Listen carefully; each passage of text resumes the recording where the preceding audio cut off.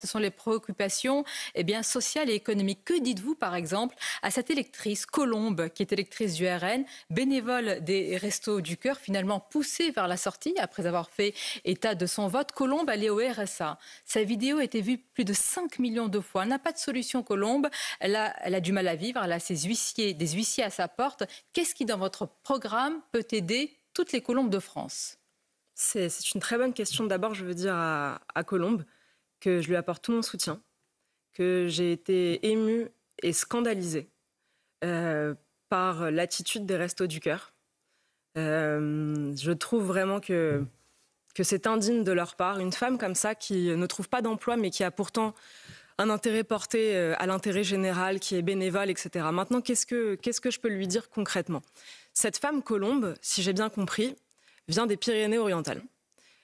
Les Pyrénées-Orientales, c'est un département qui a connu une perte de 40 000 emplois, notamment dans l'industrie. Le sujet de la réindustrialisation, c'est un des sujets majeurs de reconquête. À long terme.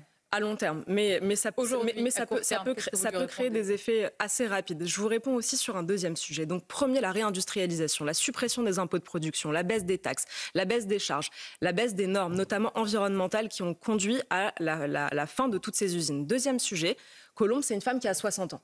On la voit sur l'image. Et elle dit qu'elle cherche un emploi. Elle ne le trouve pas.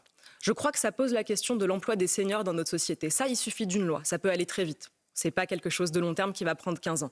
Dans notre programme, chez Reconquête, on a des incitatifs justement pour que les patrons continuent d'employer des gens, y compris à 60 ans, parce qu'on pense que ça fait partie de la transmission générationnelle. Troisième sujet, Colombe est au RSA. Et il faut imaginer ce que c'est quand on est au RSA, de devoir payer une facture d'électricité qui s'alourdit, alors que la France était justement le pays qui avait l'électricité la moins chère, et que là encore, on nous le reconnaîtra, on a porté ce sujet très tôt chez Reconquête avec la fin du tarif ARENH et la sortie du marché de l'électricité. Dernière chose, et je veux dire à Colombe que là, on sera les seuls de toute la classe politique. Je veux dire à Colombe qu'on serait les seuls à lui réserver toute la solidarité nationale parce qu'elle est française. C'est-à-dire toutes les aides sociales, c'est-à-dire les logements sociaux.